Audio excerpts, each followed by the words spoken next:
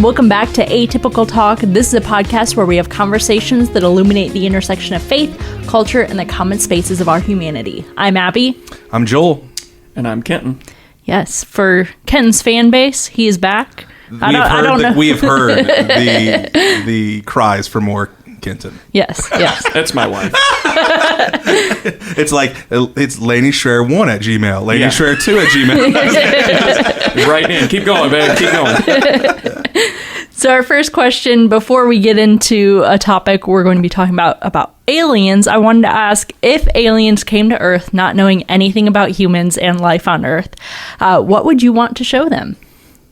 I don't know why, but immediately I had a silly thought that I would like to just show them a compilation of the greatest Vines from like 2007 to 2014 before Vine, which is like, we'll have to share something in the show notes because they were 6-second video clips. That's all that it was.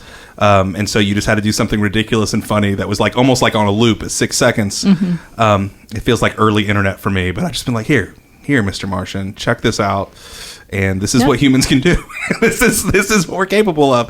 That's my silly answer. But I guess the other thing I think I would like to show them, maybe in fear and trembling and asking for their mercy, I would like to show them just how we can help each other. And in moments of disaster, how humans come in and try to help each other and alleviate suffering. So yes, there are bad things that happen and humans do bad things. But as Mr. Rogers always said, look for the helpers. And I'm like, Mr. Aliens, look, we're pretty good. Check this out, right? I'd like to show them that what we're capable of in a good way. Okay. Yeah, just show them Mr. Rogers. That's really the move. Like, can you sit down and just watch all of Mr. Rogers and then show us mercy? Yeah. I have no real answer. You haven't pondered this for your whole life? I mean, yeah, there are great answers. There's a great answer from a comedian that I absolutely love. Pete Holmes talks about trying to explain sleep to aliens. So if you know that clip, you know how funny it is. But he just explains that, like, we eat food, and like that makes sense. The energy from the food, then we absorb the energy, and our bodies can function. And they say, well, that's great. So what is this other thing you do? And he's like, well, sleep. We just, for no reason, regardless of the energy we've consumed, we just have to turn off, shut it down, and then come back. Yeah, which is a great answer. And then my other answer, because I just cannot understand it, is like ASMR food eating. You gotta explain this. Like, okay, do you want me to demonstrate? Not into the mic. All right, I'm gonna demonstrate. So gross. Everybody, lean in, turn up real loud. Abby literally took her headphones off. Abby doesn't want to throw up, so she took her headphones off. It's just so gross. I don't know. I mean, TikTok has ruined the world probably for many reasons, but just two random weird things. Yeah. So like, ASMR, like eating, like people literally they eat foods into microphones. And they like turn it up real loud so you have to hear them eat it. I don't know. I mean, everybody, likes their own thing, but I don't know what's up with that. I can't imagine explaining But explaining that to aliens who... Yeah. The two things I thought of, both also not serious, but my first one is chips and salsa, because why not? I mean, they need to know. And ranch. Yes. Also, this condiment that doesn't really make sense, but it makes it all better. Yeah. And then also, I just want to show them like movies that we have depicted aliens in, and being like, this is what we thought of you guys, and just seeing, how accurate they feel like. Let's not give them any ideas. That's fair. Okay, never mind. I was thinking like Space Jam. Oh, there we go. Yeah. Some Monstars. We can take that. It's better than like Signs. I remember like being a great movie growing up, watching where there were aliens. And it just still freaks me out to this day. It is a little freaky. Independence Day shaped probably much of my worldview when it comes to aliens. Yeah, absolutely. Mm-hmm. Yeah. Will Smith. Yeah. Yep. So our first article today is a NASA.gov article titled NASA's Asteroid Bennu Sample Reveals Mix of Life's Ingredients. Analysis of rock and dust samples from the asteroid Bennu delivered to Earth by NASA's OSIRIS-REx spacecraft have revealed the presence of key molecules for life, as well as evidence of an ancient saltwater environment. The findings suggest the conditions necessary for the emergence of life were widespread across the early solar system, increasing the odds that life could have formed on other planets and moons. The Bennu samples contain traces of 11 different minerals that form as water containing dissolved salts evaporates over long periods of time. This provides evidence of an ancient brine environment well suited for the chemistry of life to take hold. Researchers also detected amino acids, nucleobases, and high abundances of ammonia, all important building blocks for life.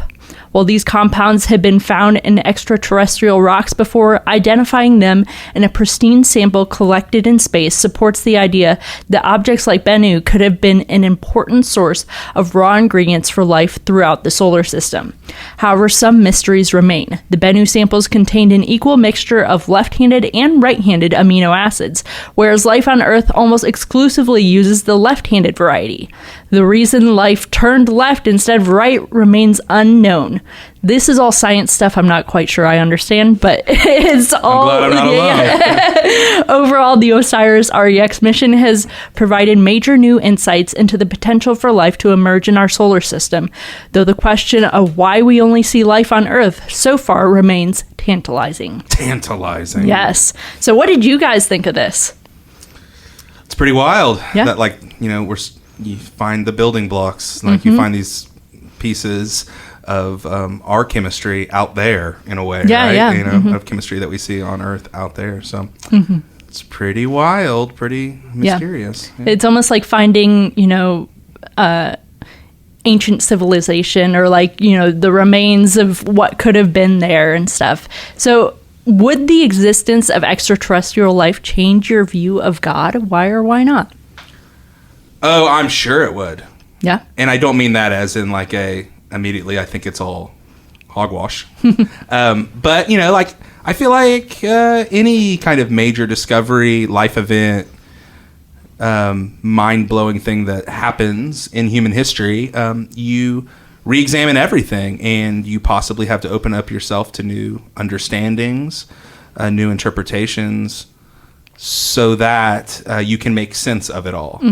I'd be lying if I would just confidently say oh no, this fits here and this is why this happens and this is what that verse was about. I don't really have all those answers, and there are questions that I would have how it would all work out, but it doesn't. My first emotion is not fear, I guess. My first emotion is not despair or we got it all wrong, because I believe Jesus rose from the dead, and we've still got to handle what that means in our world. And I think that that happened, and I know the difference that it's made in my life and continues to make in my life. So, it would probably change things, and I would probably have to renegotiate or re-understand and interpret how it all works out. But, it's an interesting question. And just honestly, it's been something, especially, honestly, it feels like November, December, January, there was a lot of buzz about UFOs and drones that might have been UFOs. And there have been some times I've been on X, formerly known as Twitter. What? Twitter, I don't know why I said Legitimately X. called it that. But I've been there and I've seen clips and I'm like, oh man, I wonder how they manipulated that. And it, leads you to some questions. Yeah. But it is interesting to me, even you take what Jesus said in John 3:16, most famous verse ever, for God so loved the world that he gave his only begotten son, that whoever believes in him shall not perish but have everlasting life. The word for world is not earth. It's not globe. This is actually before there was any kind of modern scientific understanding that we were on a planet that was a spherish shape. This is way before all of that controversy. So the word world is actually the Greek word cosmos. It's actually the Greek word a word for the universe, if you will. So whatever comes of life beyond our world, or life that used to be before our world, I hope and I think that the way I understand faith in Jesus can hold that. Those little green Martians or whatever, man. God loves them too. Who knows? I think we're so far from discovering an advanced civilization that would have a mind to understand Jesus and God. I think we're literally trying to figure out if they're microbial organisms alive. Yeah, Bro, yeah, but what about exactly. Area 51, bro? I know. I'm just saying. That's what I think. I think we're just so far from like an actual discussion about like evangelizing to another planet, basically. Which I think is probably the like scary Christian side of that. It's like, but no, I mean, I totally understand where Joel came from with his answer. I don't know that it would impact me that much.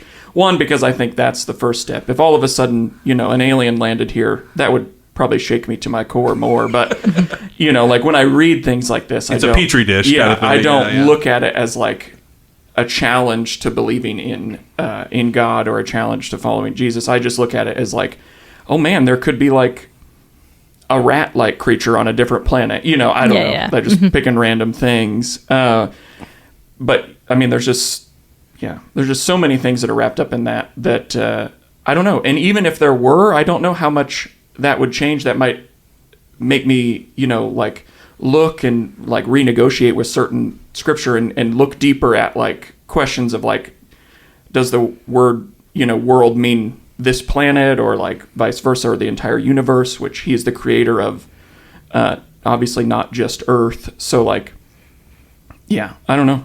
I think it's really hard for me to see so far that there would be some like other sentient being that would make me question that. In X-Files, he doesn't believe. I know. Yeah, he said to play. No, I think it's interesting what you said. I just picked up on like, what difference would it make in following Jesus and following the way of Jesus? And you're like, it wouldn't really change that. There would not have to be a reality shift for you if you think that following the way of Jesus, living the values of the kingdom of God now, would that change because there's another species or another, extraterrestrial thing? Love someone else. You might have to just, you might have to just like widen the way that you treat people and see people and honor people. So that's an interesting idea that I'm like, whatever comes, and whatever discovery there is, whatever it looks like, do we really believe that following Jesus is not only true, but it's like the best way to live? Like it's, you won't just like have a better life, but you'll be better at doing life kind of thing, because that's how we were created to live. So it shouldn't really change the day-to-day, us being good neighbors and living with generosity and humility and honoring people. So that's how they'll discover that through Vine. It's Vine. That's actually what will happen. They'll know. They'll see. Like, look at these humans. Yeah. They're so. Look at all those chickens. Please, we've got to add that one to the show notes. Look at all those chickens. Oh, perfect. But yes, I think that's really interesting. Yeah. What do you think, Abby, about aliens and faith and all that stuff? I think it would be a little hard at first, just because, you read through the Bible and there's not any like explicit, like, I made humans on Earth and also some over here too, and so it would make me question things. But no, like you said, like, you still have to keep loving your neighbor and living like we are now, and things aren't going to change in that way, The neighborhood got way bigger. That's all it is. And like you just said, like the reality of he doesn't explicitly talk about other planets or other civilizations and stuff, and maybe he's looking at humans as like, they're gonna have a hard enough time getting this together just between them, loving each other. They don't have to add this onto their plate right now. Also, I didn't talk about cell phones or all these other things, cars, internet. What's the verse about the internet? Yes, that's good. Well, our next article is a Fox Weather article titled "How Accurate Are Punxsutawney Phil's Groundhog Day Predictions?" Oh man, this is everything. This is actually the thing that really shapes my faith more than anything else. This past Sunday was Groundhog's Day, where Punxsutawney Phil saw his shadow, predicting 6 more weeks of winter. But how accurate are his predictions? The famous groundhog has not been very accurate in his forecasts over the years. Records show that Phil has been correct only about 30% of the time over the last 10 years, according to data from the National Oceanic and Atmospheric Administration. They are working hard to figure out how how accurate. I'm glad that they're really doing they're doing the work. Yes, yep. Groundhog Day has its origins in ancient European weather lore, particularly a tradition from German settlers in Pennsylvania. The tradition is based on a German custom involving a hedgehog seeing its shadow. When German immigrants came to America, they used native groundhogs instead of hedgehogs. The current tradition in Punxsutawney, Pennsylvania began in 1887 and has since become a well-known event, with the groundhog Punxsutawney Phil emerging from his den to predict the arrival of spring. The tradition has evolved into a cultural phenomenon, attracting thousands of visitors to Punxsutawney each year. So many questions. Yeah. I'm looking into the how it started, and I'm like, okay, I get that they used a hedgehog, but why did they do that? Well, Sonic was busy. Sonic the Hedgehog was busy, so we had to move over to the groundhogs, I guess. And I'm sorry, there are thousands of people that go to Punxsutawney for this. Like, it's like, I don't know, probably making fun of somebody, but just thinking like, every year it's what we do as a family. It's probably a man with a puppet at this point. I just also love the idea for how long this has been going on. Yeah. We all act like Punxsutawney Phil is one. Yeah, it's the same Phil. Like, are we on Punxsutawney Phil the 57th or the 200th? It's so funny to me. And then just the reality of like, this is an actual cultural event where it breaks news every year, but it's only 30% accurate. It's just the funniest thing to me. Yeah. I remember as a kid thinking it was something that was going to determine how what the weather was going to be like. Punxsutawney Phil moves the finger of God. Yeah.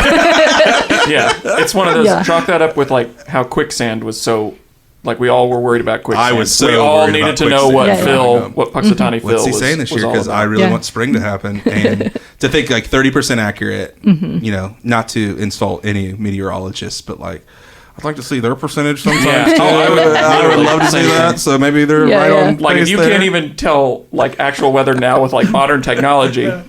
Phil's not doing maybe too bad. I mean, in baseball, he's actually doing real good. He's batting, batting 300. That's not bad. That'll get you in the Hall of Fame. Yeah, I mean, you do that. Yeah.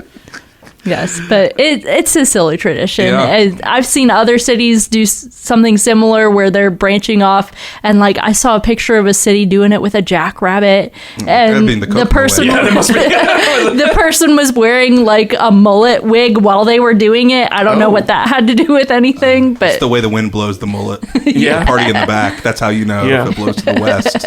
I'm in 6 more weeks. I'm in. Also, what is 6 more weeks of winter? You know what I mean? It's not like all of a sudden it just starts snowing for 6 weeks. You just don't believe in Punxsutawney Phil enough.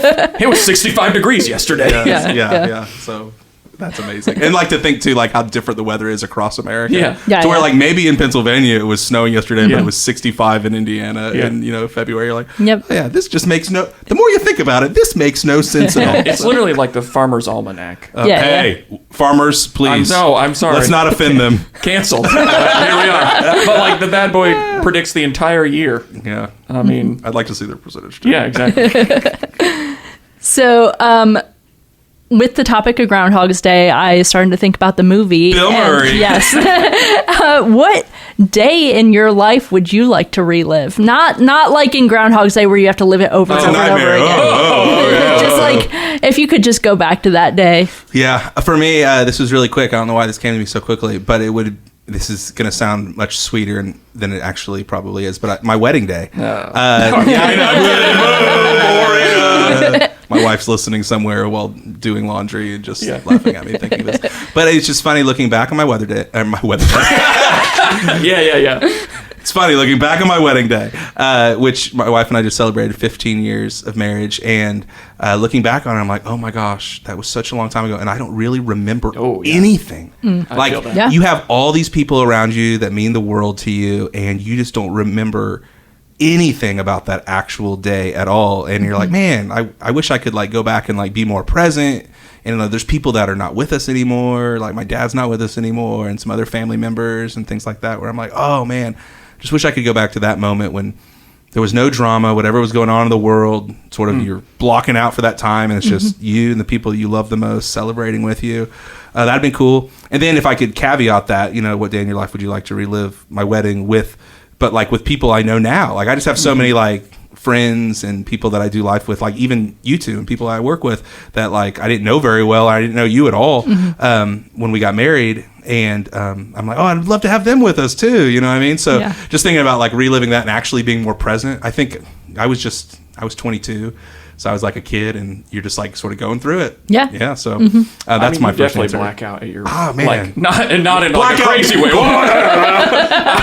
I just mean like I agree with you, and I mean that was the first thing that came to my mind. But then I was like, I don't want to do the boring answer. I'll take that one. I'll take that. But no, I mean I do completely agree because you just kind of forget everything because there's just so many things happening and just emotions and all that. Mine is still a nice thing, but like. My wife and I, or even our family, have taken some just incredible trips. And I mean, honestly, we went to Hawaii not that long ago, last year in 2024. And that was just incredible. My wife and I and our son and my in-laws. And it was still, I would mark it down as the day that I, not even one particular day, so I'm cheating.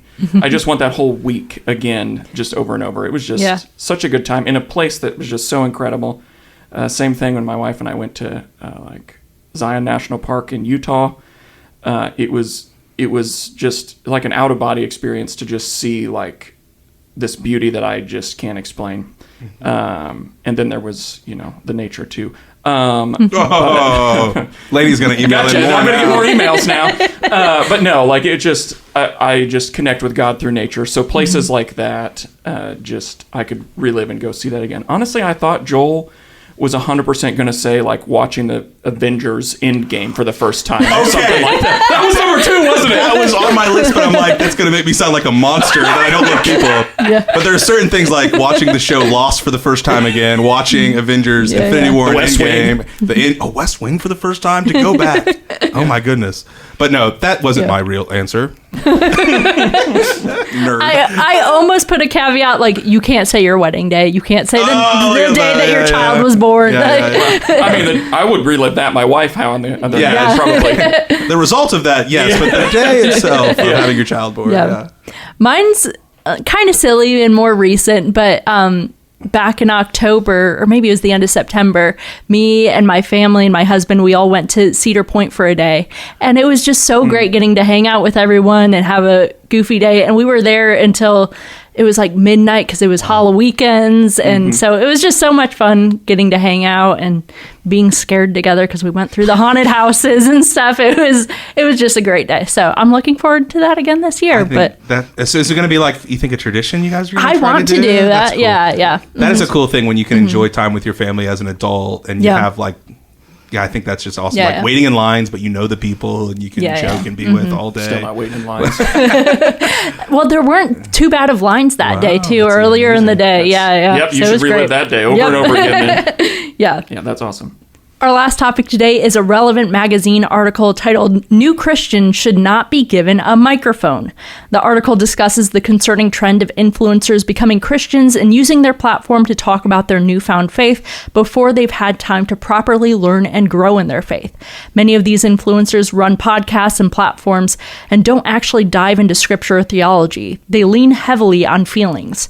Spiritual growth thrives in community. Small groups, mentors, and local church leaders provide accountability and space for questions without the pressure of performing for an audience. The internet, on the other hand, is not known for its grace. It's a place where everything you say can and will be dissected. And while some people thrive in that environment, most new believers can't handle it. None of this is to say that new believers shouldn't share their stories. Testimonies are powerful, and they're a huge part of what makes Christianity so compelling. And for the audience, it can be encouraging to know someone is on a faith journey similar to your own. But there's a difference between sharing your experience and positioning yourself as a teacher or spiritual leader. The excitement of new faith is contagious, and we don't want to dampen that. But enthusiasm without wisdom can do more harm than good. So what's your thoughts on this article? I was of dual mind, but I think, honestly, that last line, can you read that last line of the article again? Yeah. The excitement of new faith is contagious, and we don't want to dampen that, but enthusiasm without wisdom can do more harm than good. That really struck me, to where I was thinking about, people over the last couple of years that I've journeyed with that are new to their faith, and there is such enthusiasm, which is beautiful because their experience with God is real and it's changing them in a radical way. But I think also the article points out that there's a difference between sharing your experience and positioning yourself as a teacher or a leader. And so I think that that's the danger that I see sometimes when somebody is wanting to be like a Christian influencer, which is like so weird to say out loud, but like that is a whole thing online. Where there are people that are great communicators, they're great with technology, and there is a whole realm of people online that are wanting to influence people and get kind of Christian famous, air quotes. And that's what makes me uneasy. Like I think it'd be helpful to delineate people that are like just sharing their experience and, hey, I've got a word for you today. And I'm like, whoa, let's slow down here and make sure we don't position ourselves with authority when we're just like new to the game. I was just reading this passage in 1 Timothy earlier where Paul is writing to Timothy, a younger pastor, and he's explaining to them, he's explaining to Timothy in this church the biblical qualities of a leader in the church, or what the New Testament calls an elder. And specifically in verse 6, it says, they shouldn't be new believers so that they won't become proud and fall under the devil's spell. And looking at that, like we think elder, they have to be an old person. But like it's more like they need to have been on the journey of faith for a while, right? Yeah. And it's interesting that Paul points out pride as one of the things that a new believer could struggle with if they're charismatic, talented, good with a microphone, good with technology, and people start to say that was so good, and all of us, our ego and our pride kind of bubbles to the surface. And I think that's just it's a watchword for those who are wanting to like get up and teach and preach and share a word, if you will. But man, slow your roll. Like, let's learn together. I also really loved in the article how they talked about the necessity for all people, but new people in the Christian family to like be in community. Like, don't make the internet your group. Don't make the internet your church that are just giving you likes and, reshares and things like that. But you need like pastors who have actually journeyed longer than you and can help you understand theology in the Bible. You need people that are your peers that are following Jesus as well, that they know you and they can call you out on your bullcrap and they can help you see a different way, not to dampen you, but just to help you wisely move forward. So, I'm of dual mind because I don't want to be like, new believers, shut up because you're too young in your faith and you don't understand anything. But trust the process. Yeah. Like, faith is a journey, not a microwavable experience. And I think it can do more harm than good when somebody feels like they've got to be a leader, put me in the front of the room with a microphone, I've got to share a story. That's always like, I'm like, whoa, slow down. That's my thought. Yeah, so, I 1,000% agree. That's no fun. No, what he said. All right, cut. But no, like from a slightly different perspective, at least for me, just watching and just seeing, and as someone who's like on social media but not like absorbed in like that instant social media world, like you just tread carefully, but not even necessarily because of the like new Christianness or Christian influencers in general, but I think just influencers in general. And, just tread carefully because you just have to know that like, I saw a quote earlier this week or last week, I can't remember, but like that social media, like the algorithm to create, whether it's TikTok or Instagram or whoever creates the videos we see, it's fuel for like fundamentalism, and not in a way of like negative Christian things, but just in a way of like it will just reassert our own biases, and it will just continue to feed us that stuff. Because if we watch we skip it past half a second or we watch 2 seconds of it, Instagram's now going to give you another video like that. And I think the scary part of that is like if your social media is inundated with, Christian things, hey, you might feel great about that because you're like, oh, I don't get all the nastiness of these places. But like being an influencer is about gotcha. and is about like drawing your attention. Hot takes. Yeah, hot takes. Saying things that are maybe not wrong, but maybe slightly questionable because it gets engagement. And you just have to see all of it through that lens. Honestly, like in Instagram and like TikTok, there's one thing that I have not necessarily seen because it kind of flies in the face of logging back on and watching more. But like I said earlier, and like I'll say forever, like if following Jesus is about like going out, doing and loving and caring, that flies in the face of somebody wanting to draw you back in through going back to Instagram for this hot take on a Bible passage. You know, it's not like if there was an influencer out there, maybe there is, that's saying like, go and do, I hope I never see you comment on my page again because you're out there doing the thing. Like I want to find that person and shake their hand because like they're living and they're doing but I just think that that's just, you're not going to see that. So it's just that hot take, that clickbait, trying to get attention. Like you just have to be careful of anybody who does that. So that could be experienced Christian on influencer or somebody just sharing their testimony. But, I think one of the things that the article talks about is that the internet is not your mentor. Yeah. And you shouldn't go to the internet for all of your wisdom, advice, and your constructive criticism and feedback. And one of the dangers with social media and the internet, and when you treat it that way, is that you every time you get a like, you're thinking that's reinforcing, so you need to do more of that instead of having having a coffee with somebody where they can like look you in the eyes and you can have a more nuanced conversation.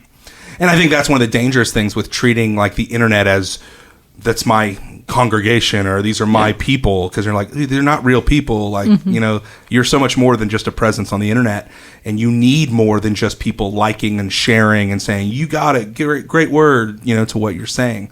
So I think having an internet presence where you're trying to spread the message while you also have in real life mentors, leaders that you're doing life with, and people that can encourage you and challenge you and say, hey, roll back there. That might have sounded a little harsh. Like we need that. We all need that in real life and in our internet life. So I think it's just a caution to not go to the internet for things that only flesh and blood, real people can give you. Yeah. The internet Google has never said the thing that I admire the leaders who have led me say. The internet, I've never Googled something and it say, I don't know. Yeah. And we're all sure, all on this journey together. And I think the biggest thing as like spiritual leaders we could say is just being honest and saying like, I don't know, but hey, we're on this journey together. Let's find out. Yeah. And you're just not going to find that. So you have to surround yourself with real people, doing this thing, walking this same journey together, and mentors. So what would you guys say to someone who argues that these people using their internet presence to talk about their faith is simply helping more people get saved? I think my first response would be it could get somebody, these videos could get somebody to make some kind of decision, yes, but seeing somebody have a moral failure or this video, teach something that is incorrect later that maybe makes somebody walk away. I don't think we look at the collateral damage sometimes of people in this world that are just interested in having a platform and Christian influencing. So I'd be like, yeah, you can probably get somebody to make a decision one time, but I guess my understanding of the gospel and my understanding of what Jesus was doing and what he's inviting us into is so much bigger and wider than just making a one-time decision. It's about a way of life and a journey in our life of following him and partnering with him. I would argue that most of the time, like, that doesn't really happen just through a video. And I think the downfall of a creator from a video or a destructive video or some kind of scandal with a video can actually move people farther away and get disillusioned with faith as much as it might get them to make a decision one time. Mm-hmm. So there's collateral damage we don't think of when there's not wisdom involved with this.